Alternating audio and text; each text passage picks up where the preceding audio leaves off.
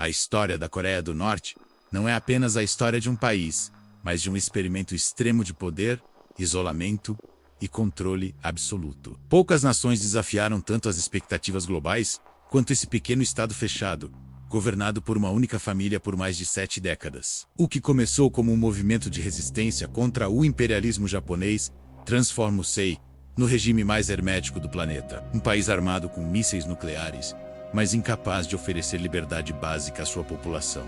Para entender como a Coreia do Norte se tornou o que é hoje, é necessário voltar muito antes de sua fundação oficial. Vamos mergulhar nas raízes da resistência que moldaram essa nação. Em 1905, a Península Coreana foi oficialmente colocada sob domínio do Império Japonês. Para Tóquio, tratava-se de um projeto civilizatório, trazendo modernização, infraestrutura e industrialização. Para os coreanos, era a destruição sistemática de sua identidade nacional. A língua coreana foi reprimida, nomes japoneses foram impostos e recursos naturais passaram a ser extraídos, em larga escala, e enviados para o Japão. A economia até cresceu, mas não para os coreanos. A desigualdade aumentou, assim como a repressão brutal. Naturalmente, grupos de resistência surgiram rapidamente. Milhares de guerrilheiros lutaram contra o domínio japonês, especialmente entre 1905 e 1910, mas foram quase totalmente aniquilados. Mesmo assim, o sentimento nacionalista não desapareceu. Pelo contrário, ficou mais forte. Após a Primeira Guerra Mundial, inspirados pelas promessas globais de autodeterminação, os coreanos organizaram protestos massivos em 1919. A resposta japonesa foi terrivelmente violenta, com prisões em massa, execuções e massacres que marcaram profundamente a memória coletiva do país. Nesse contexto de opressão e revolta, o comunismo começou a ganhar força. As ideias de igualdade social, fim do imperialismo e justiça revolucionária encontraram um terreno fértil entre jovens coreanos radicalizados pela ocupação estrangeira. E entre eles estava um homem que mudaria a história para sempre, Kim Il-sung. Nascido em 1912, Kim cresceu num ambiente de resistência. Ainda jovem, ele fugiu para a Manchúria, onde se juntou a guerrilhas comunistas, que combatiam forças japonesas na China e na Coreia. Ele se tornou um líder habilidoso, carismático e disciplinado, ganhando reputação como um combatente eficaz. Mais tarde, a propaganda norte-coreana o transformaria numa figura lendária, apelidando-o de O Tigre. Em 1945, com a derrota do Japão na Segunda Guerra Mundial, a Coreia foi finalmente libertada, mas a liberdade veio acompanhada de uma nova e trágica divisão. Após a rendição japonesa, a Península Coreana foi dividida às pressas no famoso Paralelo 38. Ao norte, a União Soviética estabeleceu sua zona de influência. Ao sul, os Estados Unidos fizeram o mesmo. O que deveria ser um acordo temporário tornou-se permanente, selando o destino de milhões de pessoas. Com o apoio direto de Stalin, Kim Il-sung foi escolhido para liderar o Norte.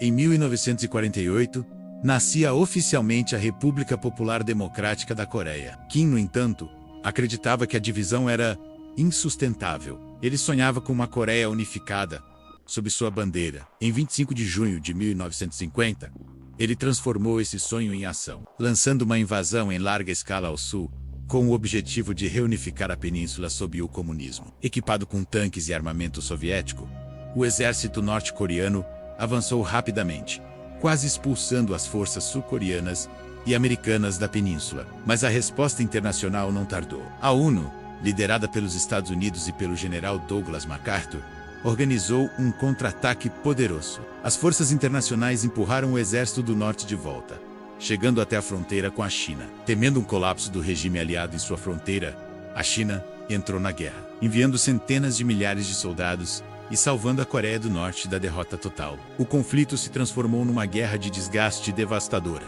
Os Estados Unidos lançaram uma campanha de bombardeio estratégico que destruiu cerca de 80% da infraestrutura do país.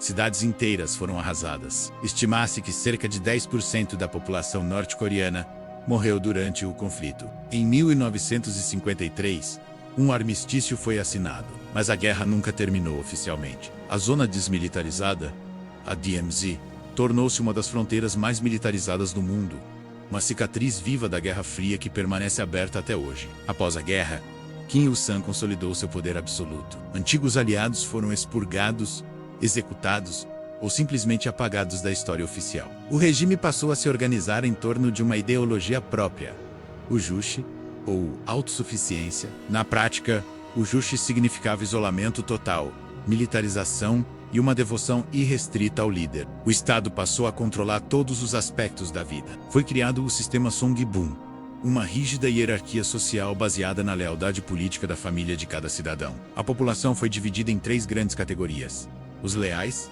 os vacilantes e os hostis. Essa classificação determinava o acesso a alimentos, educação, moradia e qualquer oportunidade de vida. O culto à personalidade atingiu níveis quase religiosos. Qin Yuzhan tornou-se o Suryong, o líder supremo. Sua imagem estava em todos os lugares: escolas, casas, fábricas e praças públicas. Questioná-lo era impensável. Um crime punido com a morte ou o desaparecimento. Campos de prisioneiros políticos, conhecidos como Quanlisu, passaram a operar em larga escala, punindo não apenas indivíduos, mas famílias inteiras por suposta deslealdade. Quando Kim Il-sung morreu em 1994, algo inédito aconteceu na história do comunismo. O poder foi herdado por seu filho, Kim Jong-il. Isso consolidou a primeira e única dinastia comunista da história. O governo de Kim Jong-il coincidiu com o colapso da União Soviética, que era a principal patrocinadora econômica do regime. Sem os subsídios soviéticos, a economia norte-coreana entrou em colapso total. O resultado foi a chamada Marcha Árdua, uma fome devastadora que matou, segundo estimativas, entre 600 mil e 3,5 milhões de pessoas. Mesmo diante dessa tragédia humana de proporções catastróficas, o regime manteve sua prioridade no exército e no desenvolvimento de armas nucleares, adotando a política Songun, que significa o exército primeiro. Kim Jong-il também ficou conhecido por suas excentricidades. Ele era obcecado por cinema e chegou a sequestrar cineastas sul-coreanos para produzir filmes de propaganda para o regime. Ao mesmo tempo, ele proibia qualquer tipo de influência cultural estrangeira para o povo, que vivia em completo isolamento. Em 2006, a Coreia do Norte realizou seu primeiro teste nuclear, alterando definitivamente seu peso geopolítico e se tornando uma ameaça global. Em 2011, Kim Jong-il morre e seu filho, Kim Jong-un, assume o poder. Ele era jovem e muitos no Ocidente acreditaram que ele seria fraco, talvez até um reformista. Rapidamente, provaram estar completamente errados. Kim Jong-un iniciou uma série de expurgos violentos para consolidar seu poder. Ele ordenou a execução de seu próprio tio, Jang Song-taek, e foi acusado de ordenar o assassinato de seu meio-irmão, Kim Jong-nam, em 2017, usando um agente nervoso em um aeroporto internacional na Malásia. Sob o seu comando, o regime avançou drasticamente no programa nuclear, desenvolvendo mísseis balísticos intercontinentais capazes de atingir o território dos Estados Unidos. Ele reforçou o controle cultural, criminalizando o consumo de K-pop e outras mídias estrangeiras, com punições severas para quem fosse pego. O regime também investiu pesadamente em guerra cibernética, sendo acusado de ataques como o da Sony em 2014 e de roubos bilionários através de hackers estatais para financiar seus programas de armas. Durante a pandemia de Covid-19, a Coreia do Norte se isolou ainda mais do mundo, fechando completamente suas fronteiras por quase 3 anos. Em 2023, Kim Jong-un reforçou seus laços com a Rússia de Vladimir Putin, oferecendo apoio político e militar na guerra da Ucrânia em troca de tecnologia e recursos essenciais. Hoje, a Coreia do Norte permanece um paradoxo extremo, um país que não consegue fornecer eletricidade constante para cerca de 74% de sua população, mas que mantém um dos arsenais mais perigosos do mundo. O futuro do reino eremita segue incerto, suspenso entre a possibilidade de um colapso silencioso e o risco permanente de um conflito global. A história da Coreia do Norte é um lembrete sombrio de como o poder absoluto pode corromper absolutamente e de como uma nação inteira pode ser mantida refém da ideologia de uma única família. Se você gostou desse vídeo, não se esqueça de deixar seu like,